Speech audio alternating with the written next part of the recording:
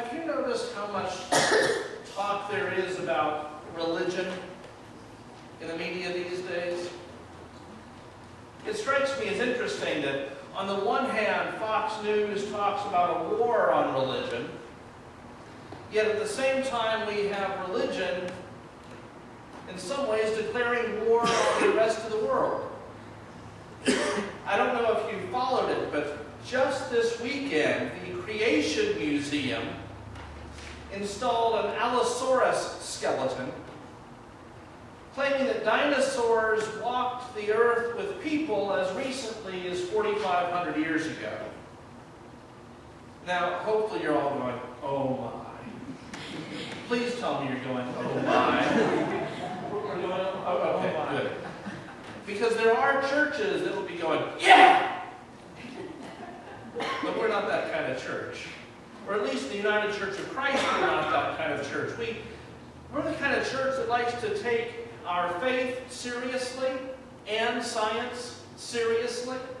We're the kind of church that thinks that the interplay of ideas is important. But still it seems that in the media, the interplay of ideas about religion is a little bit on the, to use the youth jargon today, lame side. All these stupid things going on with Hobby Lobby trying to limit who can have what kind of health insurance. Because, you've got to believe the exact same thing your employer believes. Or even worse, maybe, is the rumors from the United Methodist Church about a likely split over marriage equality. We're watching, in many states right now, marriage equality coming up as the big issue, with turn away the gays bills in places like Mississippi. And then we have a flip side to that, where our own United Church of Christ has brought suit against the state of North Carolina, claiming that that state's marriage ban infringes on our religious freedom. So often we hear people make the other religious freedom argument on that issue. It can be confusing when we hear so many competing ideas. But we can't be the sort of people who just duck our heads and ignore it. We need to be people who can step forward and say, this is what I believe, this is why I believe it, and this is how we believe we can make a better world. It's not a new problem. Way back in the first century, when the Apostle Paul was traveling around doing the early work of establishing the Christian church, he faced the exact same problem. As he went from place to place, he came across different ideas, different religions, different ways of doing things. And he was ready to speak. For Paul, probably the greatest moment that he had was when he went to Greece, moving into the big leagues. You see, in the ancient world, it may have been the Romans who were in charge militarily, but the cultural world was still Greek. And so Paul found himself in Athens, on a hilltop, arguing. Now, we all know pictures of the Acropolis, at least from photographs. But if you go one hilltop over to the northwest, you find yourself on the Areopagus. And the Areopagus was the place where, according to the Greek religion, the god Ares, or Mars, the god of war, had been tried by the other gods on murder charges. And ever since that theological trial had taken place, the Greeks believed, that became the place for justice. And so the Areopagus was the place where people would go to argue guilt and innocence, rightness and wrongness. It was the place for the interchange and debate of ideas. And so Paul found himself there at the Areopagus. arguing, telling the story, really, of his faith. Telling these Greeks of Jesus. And you know, Paul really did something special as he did that. Because he didn't just say, well, you know, this is what I believe and so you have to believe it. He didn't say, well, it's in the Bible, so it's so. Instead, he addressed those Greeks at the Areopagus in ways they could understand.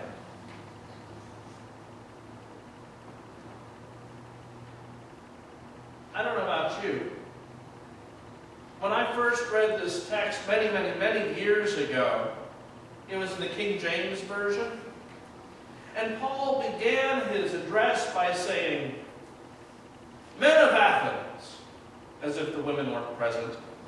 "Men of Athens, I perceive that in all things ye are too superstitious." And I've got to tell you that as a Baptist, we kind of like the idea that these people who practiced a different religion were superstitious.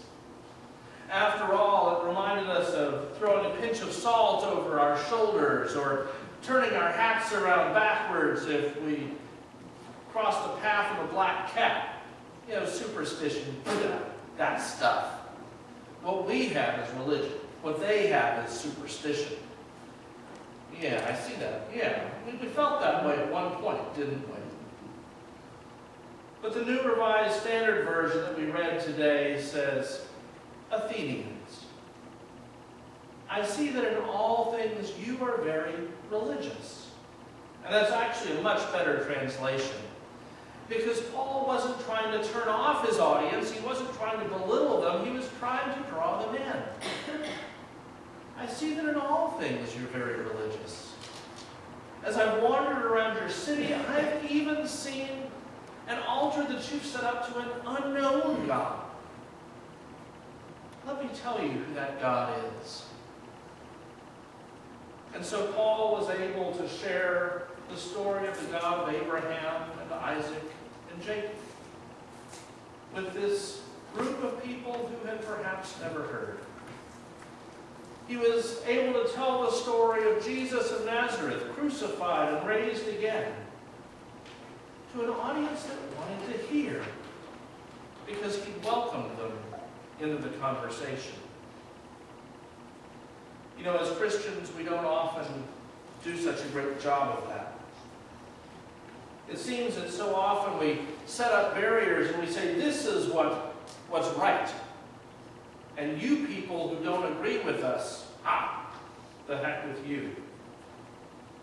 Admit it, we do. I'd like to believe that we do it more gently than others, but we do. We set up barriers. But both of our scripture texts today invite us to tear down those barriers, to engage people one-on-one, face-to-face, and smile to smile. That's really the core of what evangelism is.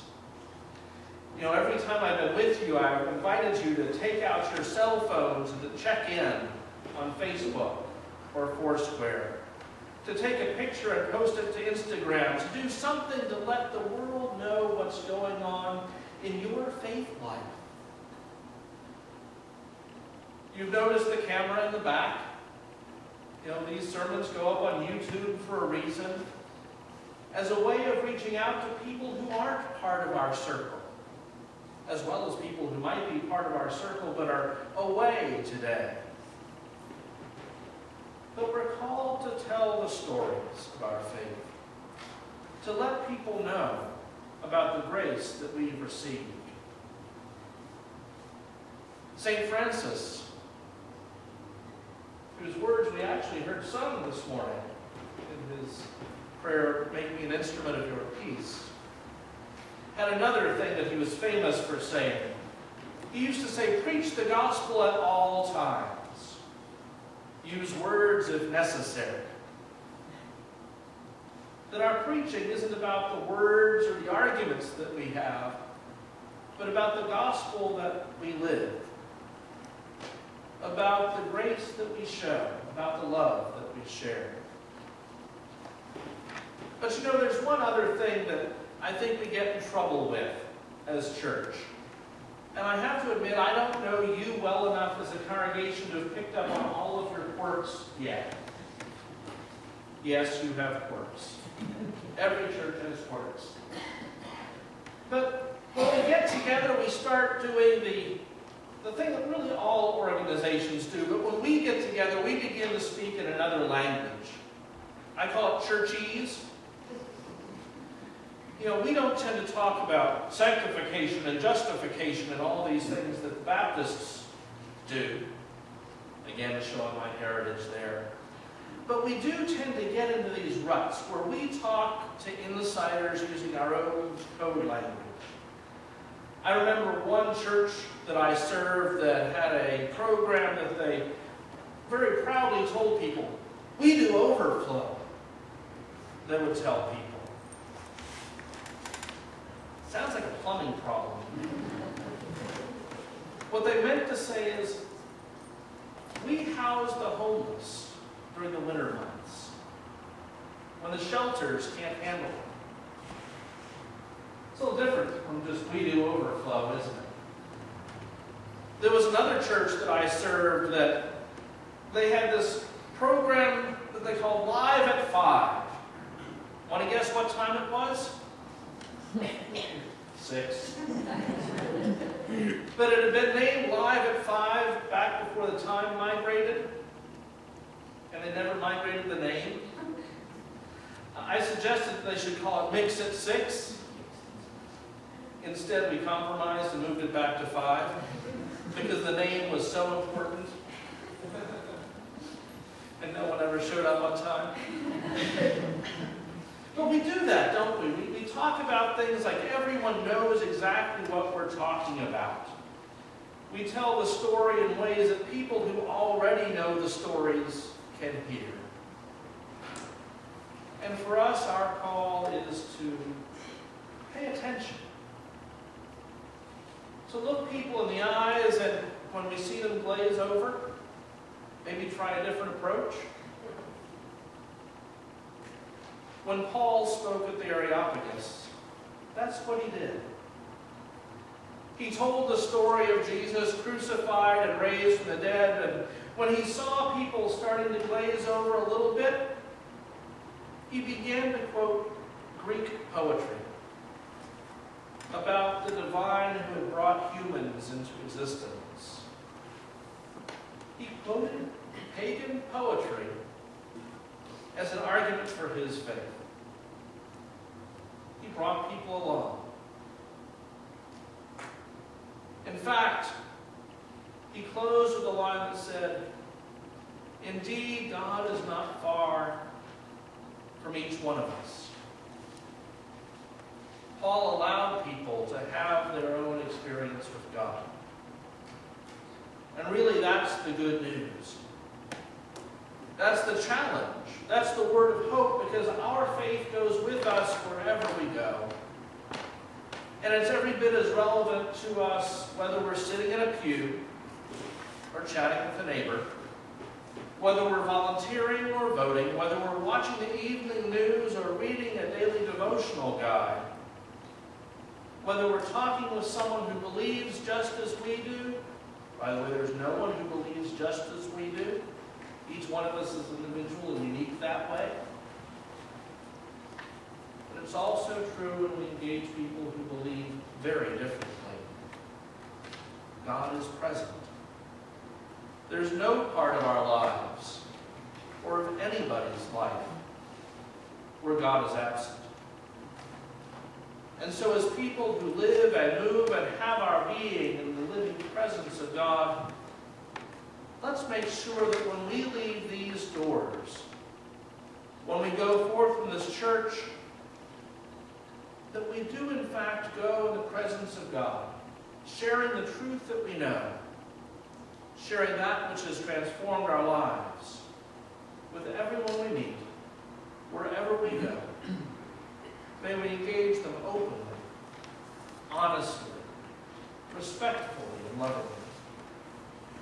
May God be with us as we share our faith, not only in the church, but in the public square.